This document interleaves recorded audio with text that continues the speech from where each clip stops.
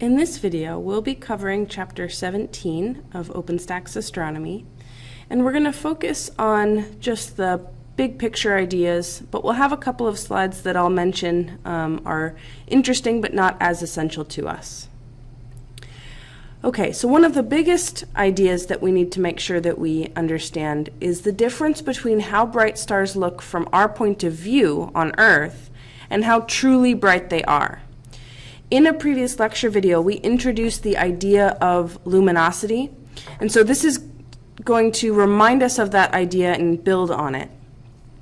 So when we talk about at nighttime looking outside and seeing bright stars or dim stars, what we're talking about is a star's apparent brightness, or how bright they appear to be.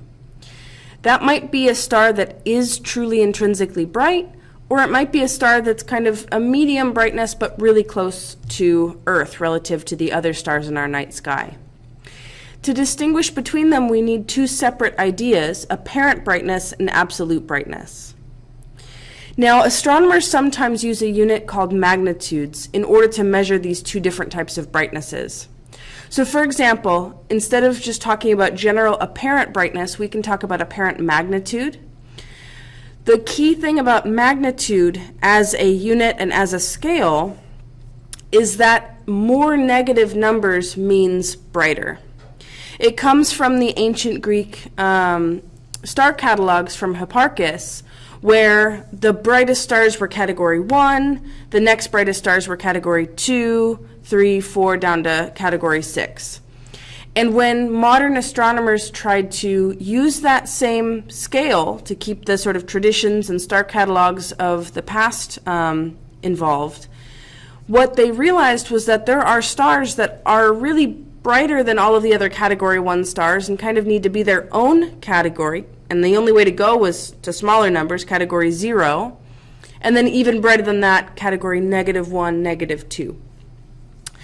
And as our telescopes allowed us to see fainter things, the human eye can only see down to magnitude 6, which is why we had these 6 scales or 6 categories. As we have built telescopes, we can see fainter and fainter objects. So for example, in this scale, the sun apparent magnitude is -27. So the sun is incredibly bright. When it's up above the horizon, we call it daytime. When it's below the horizon, we call it nighttime because of this drastic change in brightness. The moon, at its most lit up from our point of view, full moon, is about a -12, -13. And we know that a crescent moon, although half of the moon is still lit up, the fact that only some of that light is heading towards Earth means that would be less apparent brightness. Venus, Jupiter, and Mars, because they are all objects really close to us in our solar system, and they're reflecting that bright sunlight, they are able to be those negative magnitudes as well, telling us that they are very bright.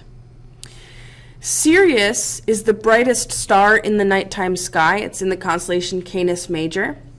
And it's typically in the winter skies. And Sirius is the brightest star at a -2 apparent magnitude. Then all of these other things here are kind of reminding us, first of all, a couple of other stars. So Alpha Centauri is the closest star system to us. Betelgeuse is a bright red giant in the constellation Orion. Polaris is our North Star. And the rest of these tend to be, besides Barnard's star, tend to be reminders that one of the things we talked about in Chapter 6 for telescopes is that we build bigger and bigger telescopes so that we can see fainter and fainter objects. They have light gathering power.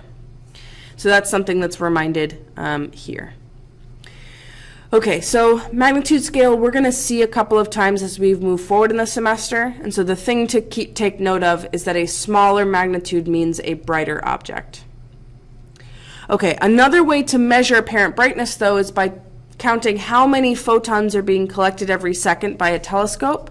Sometimes this is called energy flux, so the flux that a telescope measured. We might see that show up in later situations, and so we want to make sure we recognize that. And then absolute brightness, which is the true brightness of an object, we will see it measured in absolute magnitude, but what we're more often going to see is luminosity. So we introduced this idea of luminosity in chapter 16, and that's when we're describing a star's power or energy output as a function of time. So we cannot directly measure a star's luminosity. We'll be talking about it as if we do, but one thing to make sure that we understand is that there are properties of stars that we're going to talk about as if we know them, but they have to be calculated. There are other properties of stars that can be directly observed. So when we talk about the temperature of a star, that's something that can be very easily figured out from observations. If a star looks blue, it is hotter. If a star looks red, it is colder. If we get the spectrum of a star, then we can see where that peak wavelength is, and that can tell us the temperature as well. But luminosity, we actually have to know how far away a star is to be able to take that measurement. And what we're going to learn is that the distance to stars is a very difficult measurement to make. We'll talk about it when we talk about chapter 19, which is actually going to be in this set of videos this week as well.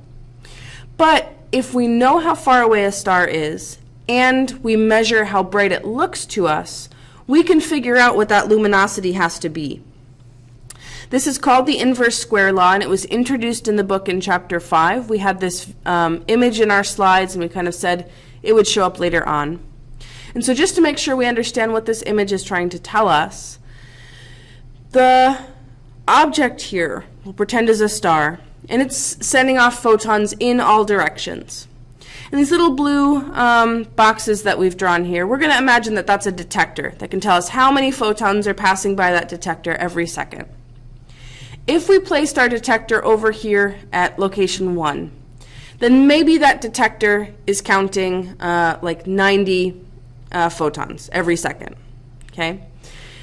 The key idea of the inverse square law is if we go twice as far away, so we move so that we're twice as far from the object, instead of looking half the brightness, we actually lose that by a factor of 2 squared. So instead of counting 90 photons in our detector, each one of our detectors, because that volume is kind of getting bigger, the surface area is getting bigger, each of our detectors would detect just 1/4 of all of that, and so they would be getting 22, 23 photons. As we go another step out, we're now a distance of 3 compared to where we were at 1. The brightness to our same exact telescope, our same exact detector, has dropped not by a factor of 3, but by a factor of 3 squared, or 9. So it's a ninth the apparent brightness as it was before. And each of those detectors, if they're all the same size as our original, would be detecting 10 photons instead of 90. We don't have to plug in numbers into the equation, but it is important to recognize that brightness drops off much faster than linearly. If you go twice as far away, it won't be half the brightness. It'll be even dimmer than that. And that's something that is important to kind of have in mind as we move forward. If we think about everyday experiences, take a step back from astronomy, take a step back from telescopes so that we can make sure we kind of understand the difference between apparent brightness and absolute brightness. If we imagine these two vehicles, so we have a kid on their bike and we have a person in their big pickup truck. If we think about those headlights, it's very likely that the pickup truck has an actually true brighter headlight, right? Otherwise we have to worry about where that little kid got their bicycle light from. But the person standing outside at night might actually see both of these lights as the same apparent brightness because the bicycle, being truly dimmer, is closer, and so those kind of balance out, and the brighter object is farther away, and so it doesn't actually look all that bright. So that's something to keep in mind, that we have everyday experiences that can help us understand this difference between how bright something is and how bright something looks. If you imagine going right up next to a lamp and you turn it on, it's like almost blinding if you're looking at the light bulb. But if you're on the other side of the room, it's almost not enough to read by. So something to keep in mind. Now, a question for us to connect this idea with the ideas that we already were talking about in chapter 16. The way that we can make a star more intrinsically bright is to make it hotter or to make it bigger. A question for us to remind us of some of those earlier ideas, a pause and think question for us. If the stars Betelgeuse and Rigel each have the same luminosity, so these are two stars in Orion that have close to the same luminosity, but the temperature of Betelgeuse is lower than Rigel, which star has the greater surface area?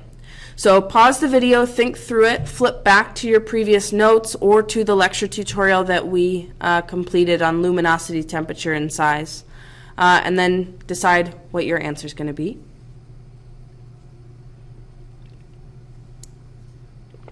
Okay, so if they're the same true brightness, Rigel is hotter, which is one of the reasons why we can make something bright, which means Betelgeuse has to be bigger in order to match brightnesses. So Betelgeuse has the greater surface area. This connects not just with the luminosity, temperature, and size lecture tutorial that we did, but the black body radiation lecture tutorial we did as well. So Betelgeuse has the greater surface area. Now, a follow-up question for us, which should hopefully be easier for us after we've finished chapter 5. Which of these two stars looks redder, and what information did we use to figure that out? So pause and think about that briefly. Okay. Betelgeuse looks redder because we're told that the temperature is lower, and the colder a star is, the redder it will look. The hotter a star is, the bluer it will look. If we're still struggling with those color differences, that's something to kind of write into your notes in big capital letters, that hotter stars are bluer, colder stars are redder, because that's something that's going to continue to be important to us as we move forward. Okay, speaking of the color of the stars, in chapter 5, we've been using this idea of bluish and reddish, or bluer and redder. Back in chapter 5, we talked about how the peak wavelength is telling us about the temperature. In chapter 17, the textbook goes into color index, and it is important to recognize that astronomers have a more accurate and more quantitative way to describe color than just bluish and reddish. But we're not going to use color index in this course. So mostly it's just an indicator to us that there is a way to be more accurate with describing color, because we want to make sure we understand what astronomers are doing, but for our purposes, bluish and reddish are going to be just fine. If we look at this image here on the left, we can actually see stars that look bluer and redder. For the bluer stars, we're talking about like a blue-white compared to kind of a yellow-white. And for the orange and red stars, they're more obvious to us for the most part.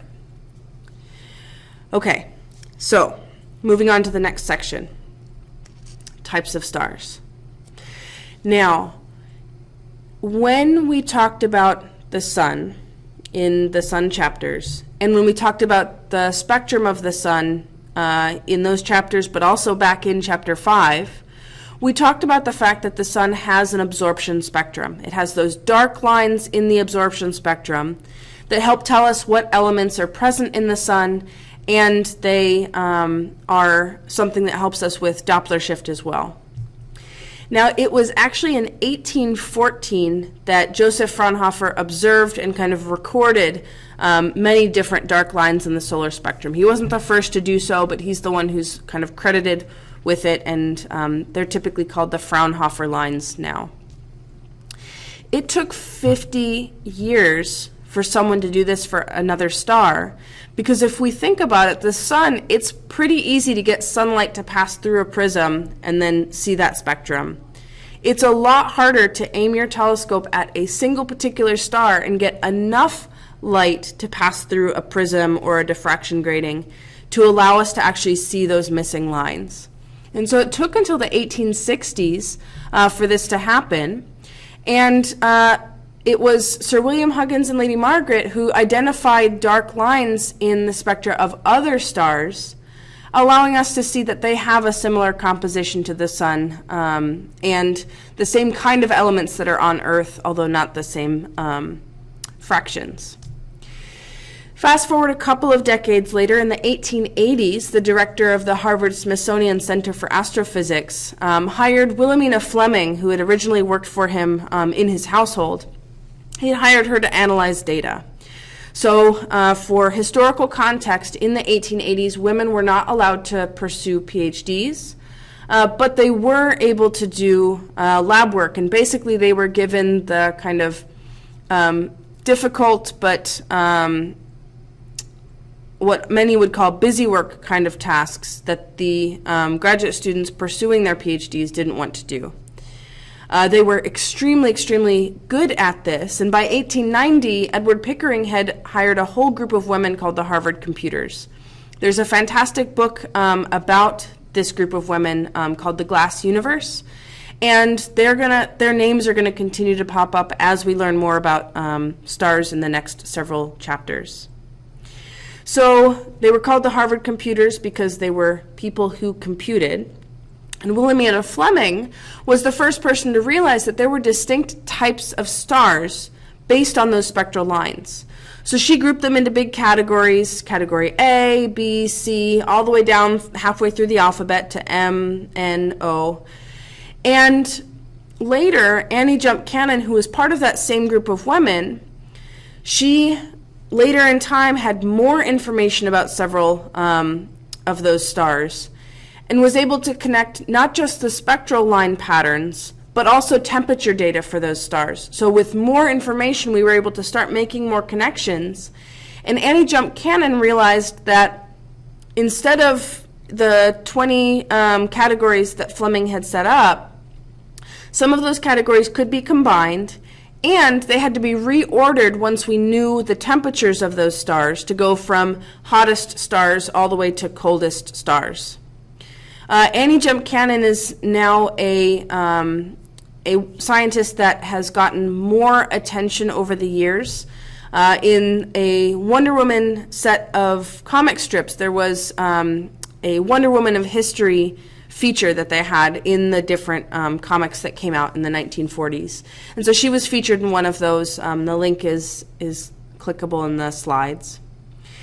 And there's a children's book about her, Annie Jump Cannon, and we have her to thank for the types of stars that we have now, which kind of seem like a weird combination of letters, but it comes from all of that history, and that history that we don't want to get rid of. So the types of stars now are O, B, A, F, G, K, M. So there's lots of mnemonics that you can look up if you want to memorize these. We don't have to have them memorized, but it's worth writing them down so that when we talk about O stars, we know that we're talking about the hottest stars. And when we're talking about M stars, we know that we're talking about the coldest stars. Our slides in our textbook and our lecture tutorial book are going to be talking about the O stars and the M stars as shorthand for hot stars and cold stars. Now, there's two different pieces of information on this slide. On the left, we have the spectral lines in that kind of rainbow with dark lines missing pattern that we're used to seeing. And you can start to see some of those trends that Wilhelmina Fleming first saw.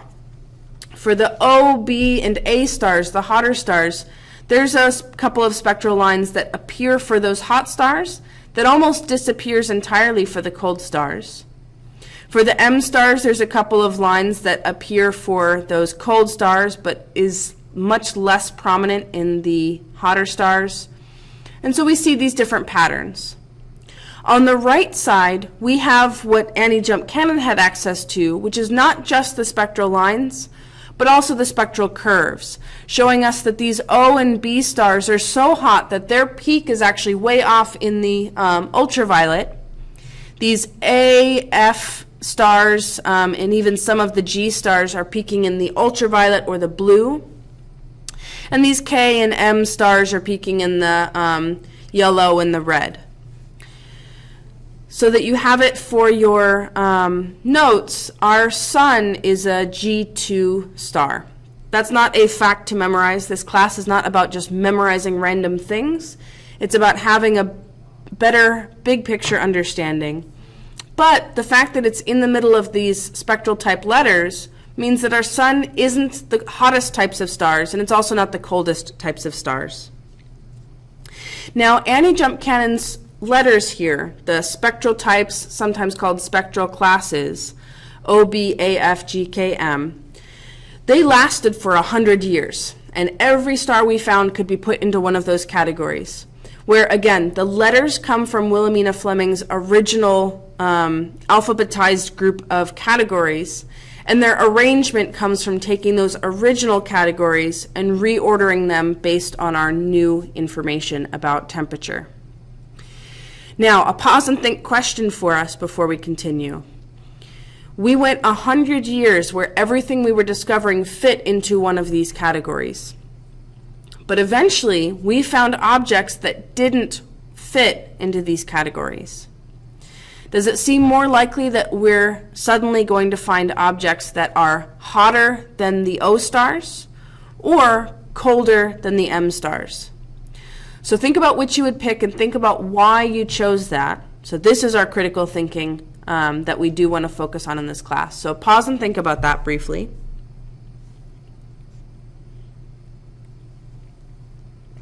Okay. So as time passes, we're getting better and better technology, better telescopes, which means we're able to see fainter objects. Okay, so that's one piece of information that we have from previous chapters that we want to have in mind for this. The other piece of information that we have from previous chapters is that hotter objects are producing more light overall per patch of area. And so if we're looking for dim objects, it is far more likely, and it is in fact the case, that we're finding objects that are colder than M stars. So these extra objects are not actually stars at all. They're called brown dwarfs. And they add the types L, T, and Y. So the originals, O, B, A, F, G, K, M, those are all of the spectral classes that we have for stars. But after M, we have additional spectral classes for objects that are basically the blurry line between stars and gas giant planets like Jupiter. Brown dwarfs cannot be called stars because they do not have hydrogen to helium fusion in their cores. In chapter 16, we talked about how the sun uses the proton-proton chain to turn hydrogen into helium in its core. That's how it's powered. Brown dwarfs do not have access to that. They can do the very first step of that proton-proton chain and turn hydrogen into deuterium and get some energy out, which is why they aren't just rogue planets floating around. They have one step of that fusion process, which means they're powering themselves a little bit, and that's what makes them that separate category. Something with more mass would be able to turn on the full fusion, and something with less mass has no fusion at all, like Jupiter. If we look at the slide here, what we're trying to show is this tidy 1 M8 spectral class. That is a star, so where my cursor is, that small red object is a star. It is hot enough to have hydrogen to helium fusion in its core. And all the way over on the far right, where Jupiter is, that is a planet that has no fusion whatsoever. One thing that we should notice is that all of these objects are roughly the same physical size as each other, radius. The big difference between them is the mass. Brown dwarfs have 13 to 80 times the mass of Jupiter. And then red dwarfs, the smaller red stars, they have more mass than brown dwarfs, enough to turn on hydrogen to helium fusion. So we want to keep these objects in mind as we move forward. Okay, there's 3 more slides that we want to cover, and all of them are going to help make connections back to chapter 5, but on their own, they aren't essential brand new topics for us to focus on. We just want to kind of recognize that they are something astronomers do. So the Doppler effect is something that we definitely want to understand, but this specific usage of it is one that is mostly to kind of remind us that there's more out there in astronomy than what we're learning in this class. When we look at the spectral lines of stars, there are other things that we can actually tell. The width of the lines themselves tell us about a star's rotation. This is using the Doppler effect, and it's because if a star is not rotating, then the left side of it, as we look at it, isn't moving towards us or away from us any more than the overall star, and the right side isn't either. But if a star is rotating, then part of it is rotating towards us, and part of it is rotating away from us. And so some portion of the light is blue shifted, and some portion of the light is red shifted. It's worth reminding us, and this is from chapter 5, that the Doppler shift is telling us about the overall motion of a star in just the radial direction, toward or away. But stars move in 3 dimensions and not just toward or away. If we want to figure out a star's true speed, we actually also need to know its proper motion. This is the sort of side-to-side motion that Doppler effect can't tell us anything about. We can really only track the proper motion of stars if they're close enough to us, where over the course of decades or centuries, we can actually trace what motion those stars have along the sky or across the sky. So the Big Dipper that we're so used to seeing today, if we looked at it 50,000 years ago, or we look at it 50,000 years in the future, it will have a different shape. Proper motion is going to change all of our constellations eventually. The Big Dipper is just one that is a easily recognizable shape for us in its current form, and if we were able to time travel, that might be the easiest way for us to know that we've gone drastically forward in time. That's where we're going to leave off for this video. When we pick back up, we're going to be in chapter 18. And all of this kind of lays the groundwork for the types of things that we think about when we think about stars. All right, I'll see you then.